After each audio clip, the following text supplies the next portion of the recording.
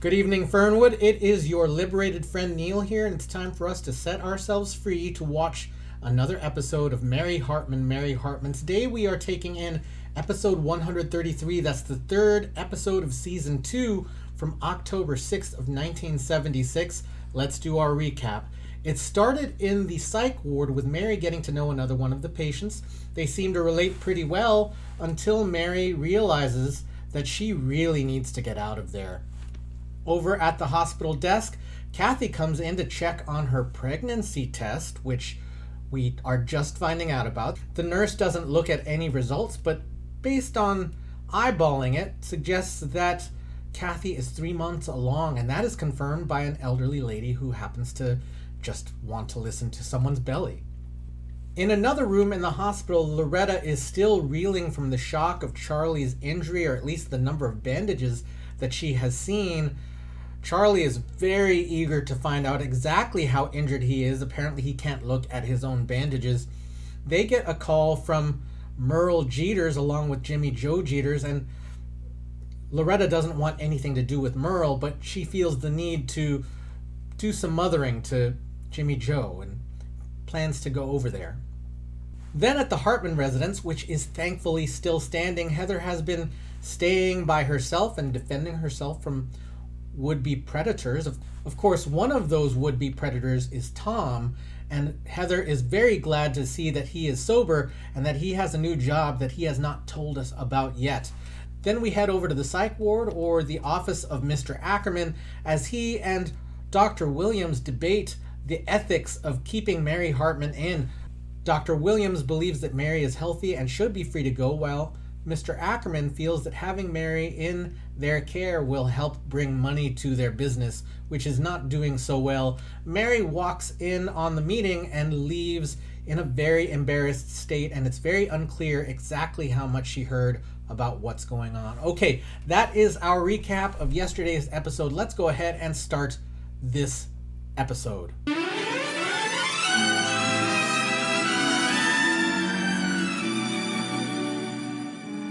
Mary Hartman! Mary Hartman! Are you comfortable here? Well, physically, aside from this partially numb sensation that I have, like a plant screaming. Plants scream, you just don't hear them. So like that, I'm very comfortable, except that there's a lot of me I can't feel, but that may be because of the pills, which, by the way, I love. And the food? Oh, the food is delicious. I'm just so crazy about mayonnaise. Have you slept well? Like a baby. Oh, like a very mature adult baby. And calm. I find that I'm so calm that sometimes in the middle of the night, I just find myself standing in the middle of the room like a mature, rational adult just waiting for a bus. And even the strange dreams have disappeared. What strange dreams?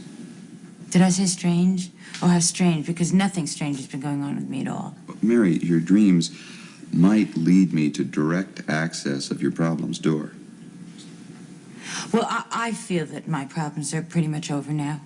I do. As you once said in a very loud voice to another doctor, that I was just overstrained, and that I just needed some rest, and that I just needed to slow down, and I have. And, I just wanted to thank you and Nurse Gimbel, a lovely woman who should watch herself.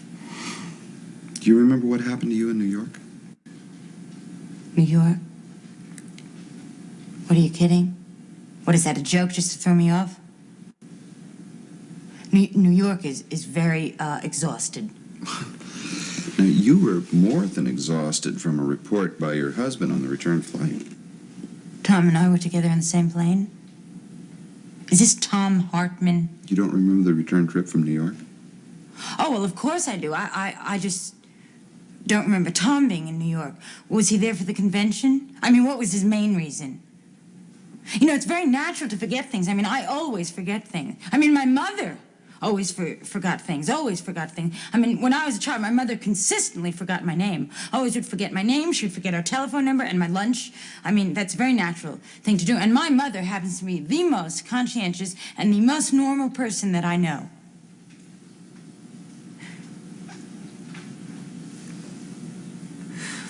I'm sorry, I just feel so embarrassed. Was it embarrassing, my breakdown, or was it a good one?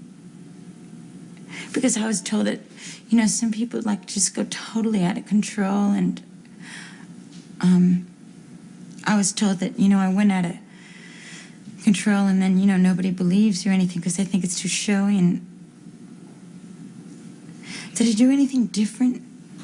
Well, we'll have time to remember all that, Mrs. Hartman. In due time, as you begin to be more comfortable here, you will. Well, I feel comfortable already. Could I have a light? Do you have a cigarette? No. Now, I think that you're resisting treatment. Nobody recovers instantly. Wounds take time to heal. I know that. I mean, it's like when I was a child, a very rational, mature child, too. I mean, like when I would scrape my knees or anything, it would just take weeks to heal. So, I mean, I can't understand how this might take a couple of days. Is my mind wounded? Well, you could put it that way. See, I have to set up a schedule for your hospital treatments. There'd be private sessions with me on Mondays and Fridays, and group sessions on Tuesdays and Thursdays and Wednesdays. Well, you're free to watch the latest films on cable TV, or you could join the group hike up Fernwood Heights, led by Nurse Gimbel. Now, doesn't that sound relaxing? No. I hate hiking.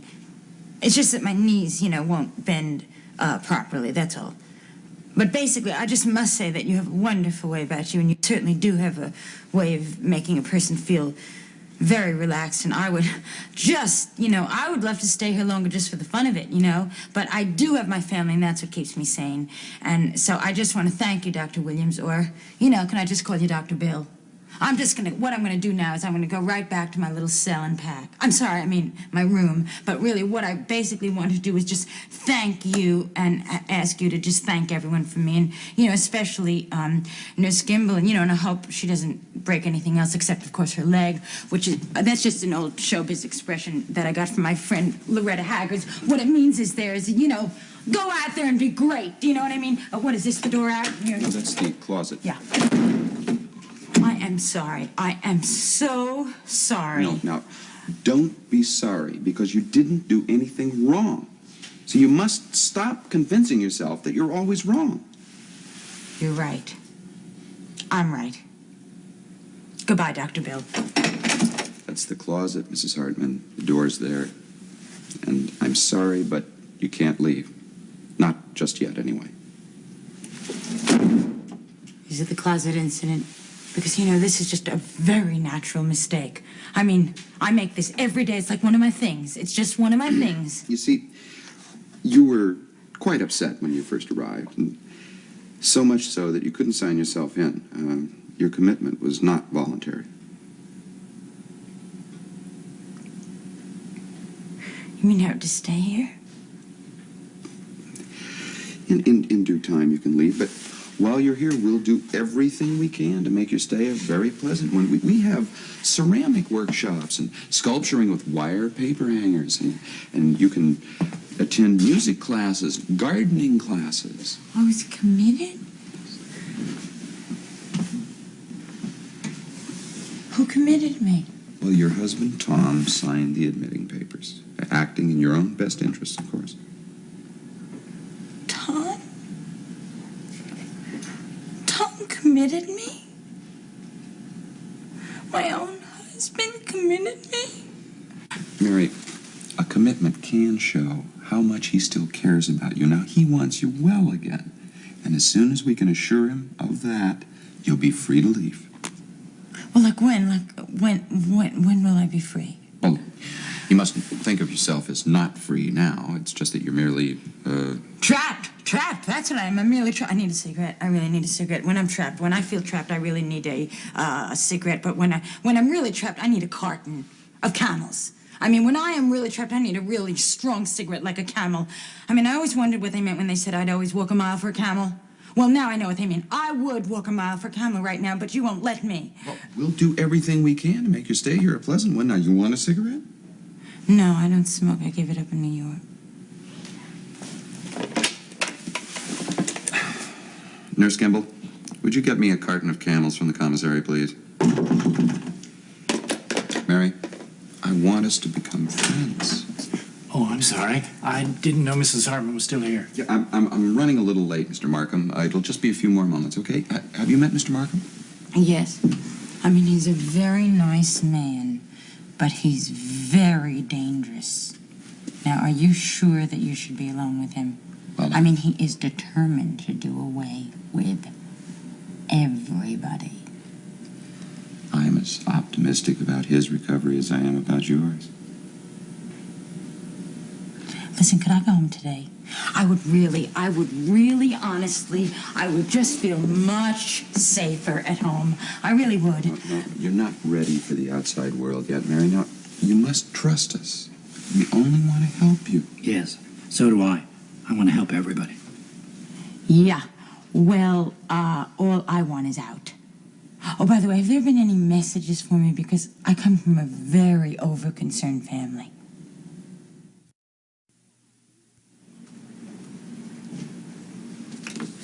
Grandpa, aren't you surprised to see me? Nothing would surprise me at this point. I wouldn't even be surprised if Jimmy Carter was Hubert Humphrey with a facelift and $6,000 worth of bridge work. Well, have you heard any news about Mary? Nothing. Or if there is, it didn't tell me anything. The best psychiatric hospital in Fernwood, and they know nothing? The only psychiatric hospital in Fernwood, and they nothing. We're supposed to hear tomorrow after the shrink examines her.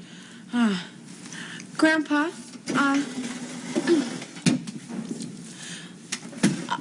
I would like to talk to you for a minute. Isn't that pretty much what we're doing now? Yeah, it's just that, you see, I always thought of you as so worldly, so sophisticated, so civilized. You're kidding. So masculine. Well, yeah. I suppose I am masculine. And I really need to talk to a masculine man. And that's what you are, you know, a total man. Well, that's nice to hear. And I know in your youth, you must have sown some wild seeds in your time. Well, the mind plays strange tricks. It forgets. But I understand what you mean, Kathy. Young men usually do sow a few wild seeds. And I was young and a man, so it would follow. Well, you see, that brings me to my point. I'm pregnant. You're what? I'm pregnant. So you see, it's why you're young. I didn't know even you were dating a farmer. What's his name? Well, you see, that's the problem. You don't know the father? Well, there are a lot of possibilities. There's Larry, the Armenian bartender, and then there's Steve, and Cleet, and of course Sergeant Foley.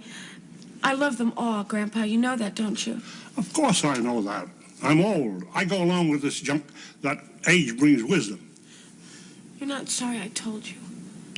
No. You told me because you thought I would take it best. Well, I'm not taking it all that well. Now, if you don't mind, I'm going to just eat my peanut butter sandwich now, alone. But, Grandpa, I don't know who else to go to. I mean, I can't go to Mommy because she would just get hysterical. And I can't go to Daddy. You know how angry he'll get. And Mary, she's in no position to give any advice. I guess I could go to one of those clinics, and it would be over just like that. But I wouldn't do that because, well, I'm in training to be a Catholic. And even if I wasn't, I don't think I'd do that anyway. I mean, what happens if when in 1956, when Mommy and Daddy were thinking about having a child, what happens if they decided not to? Then there'd be no me. And I can't think of anything worse than not being born in the first place. And everybody's glad for you, too, Kathy. Glad for me. That you were born. Oh, Grandpa. It is so confusing. I don't know what to do or who to do it with, or even who did it. What am I going to do? Kathy, you've come to the wrong man. Even for advice. I told you all the stuff about age and wisdom is for the birds. You need somebody that's more into life. I'm too far on the edge of things now. Go to your father. That's what he's for. He won't say anything worth hearing, I'm sure. But nevertheless, that's what he's for.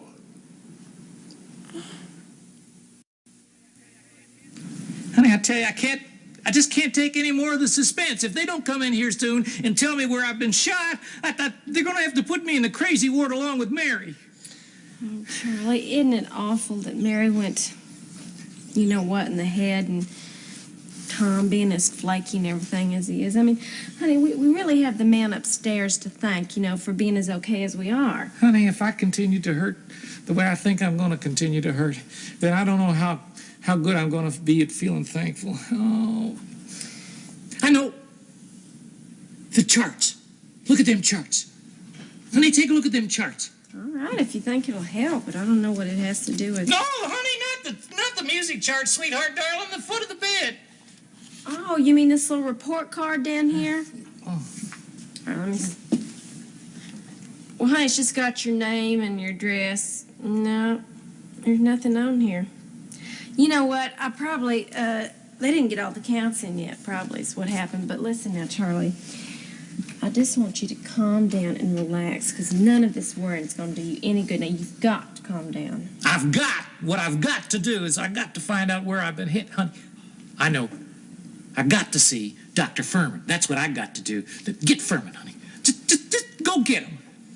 Honey, well, sweet, please do it. Go get Furman. That's what you want, honey. If that's what you want, then your little precious guardian angel is going to go get him and bring him to your questioning side. Be right back.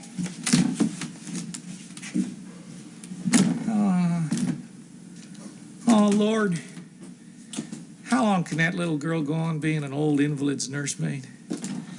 Good day, Mr. Hackett, and how are we doing today? That's what I'd like to know, nurse. That's just exactly what I'd like to know. See, I had an operation. I was in surgery, you know, and I know where you've been. I assisted in your operation, Mr. Hackett.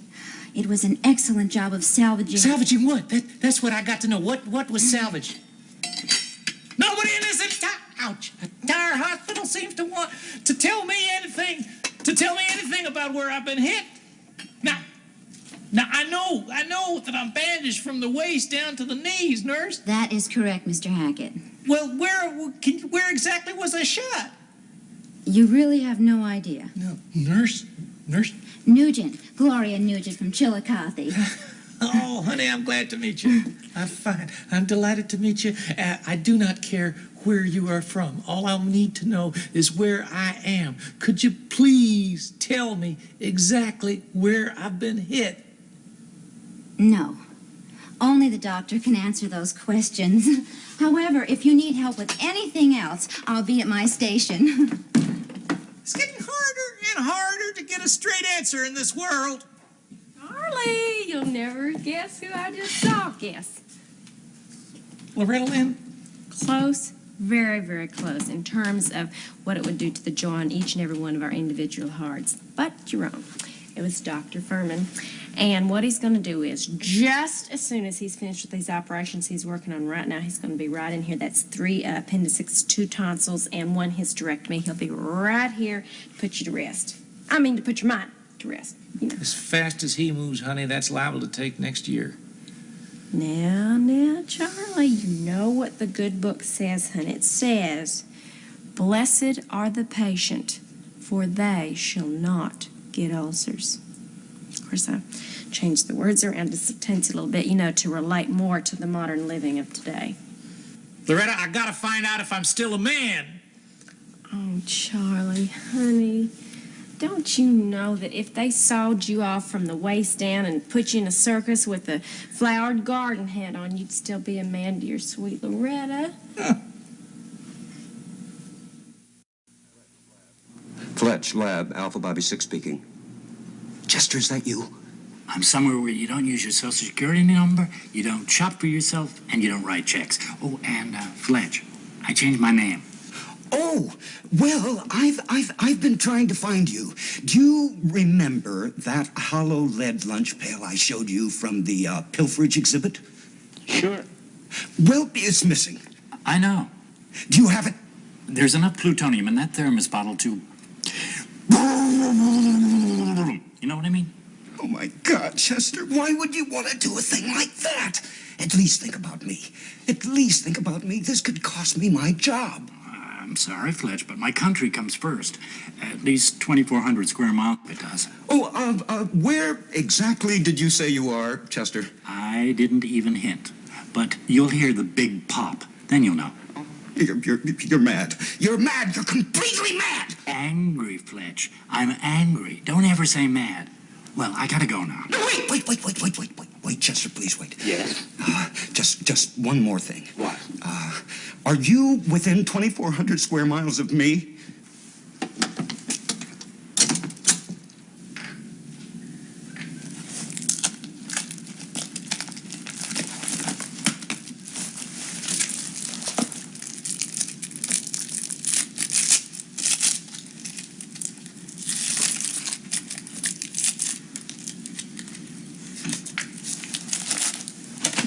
I just happen to have a match.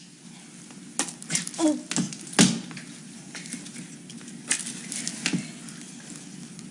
Ah! What are you doing? Well, there's nothing like a nice warm fire, is there? Mrs. Defarge, where did you get those matches? Oh, I've got big connections.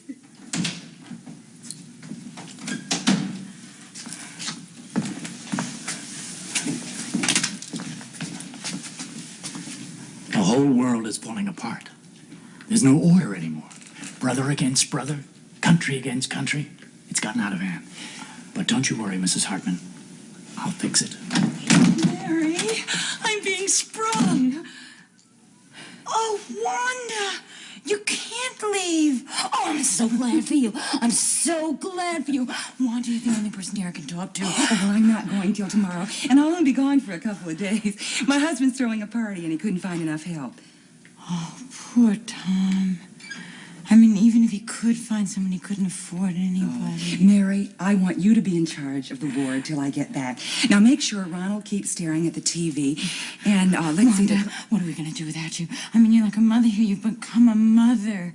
I mean, it's not that I don't have my own mother, you know, perfectly lovely, wonderful woman, but I can talk to you and you listen to me. I wonder what she's doing now. I wonder where she is. See, my mother, she just sort of does these monologues, and you can just sort of listen or not listen. But that's very sweet of you, Mary.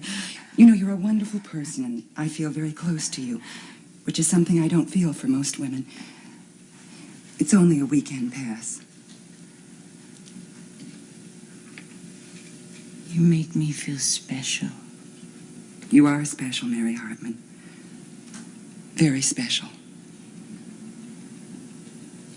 Could I get a weekend pass, too? No, you haven't been here that long.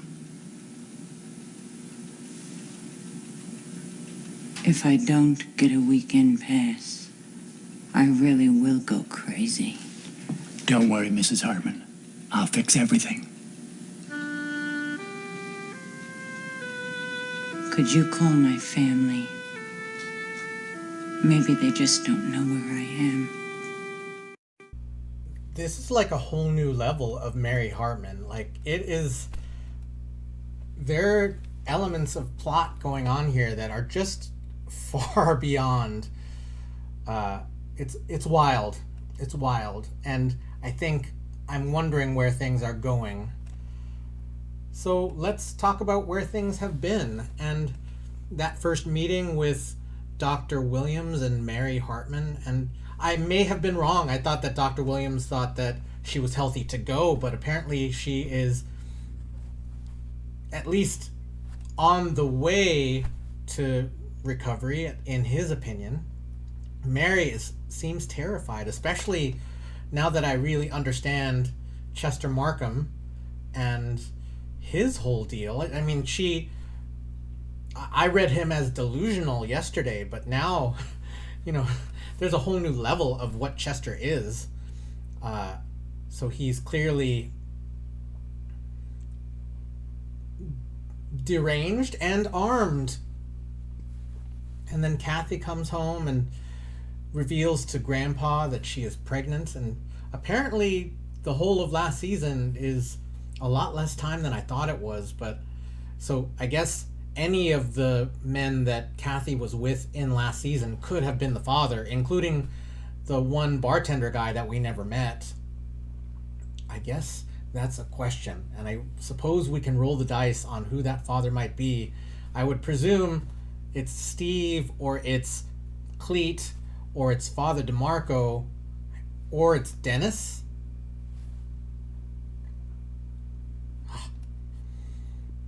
Grandpa pushing Kathy off to George seems like not the right move, and I don't really understand, other than like for us to get a little more like stretch on this story and to see another character's reaction to Kathy's pregnancy. Kathy talking about going to a clinic, and I feel like Roe v. Wade was just a few years before this, so that's clearly what she was talking about, getting an abortion. But I don't think that she wanted an abortion. It's just a thing that she was considering in her whole mess, the way that she feels about what's going on in her life. Then, speaking of mess, we still don't know what's underneath Charlie's bandages, and the nurse will not reveal what's going on, so apparently we gotta wait for Dr. Furman to come in to confirm what the mess actually is. It looks like Charlie believes that his pecker has been pecked. And then we come back to the ward, and Mary, still in terror, trying to get out. She is as anxious as ever, and we've got a whole cast of characters that I think we're going to have to meet, but Wanda is getting... she's sort of the mother of the ward, and then Chester, he's got access to plutonium, and apparently someone on the outside is very worried about it. So it appears to be not just a delusion.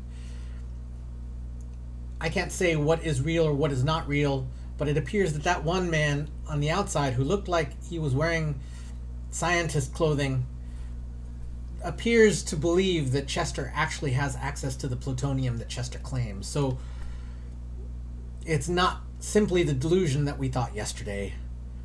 And Mary is just terrified, and Chester Markham, even if it's just a delusion, sometimes delusions can be dangerous. So, whew, like I said, we're at a whole nother level of destruction in this season, and I guess we're just gonna have to wait until tomorrow. So thank you so much for setting yourself free to watch some TV with me today. Thank you for that. Thank you for your thoughts and comments. Thank you for being here, and we will see you tomorrow night in Fernwood.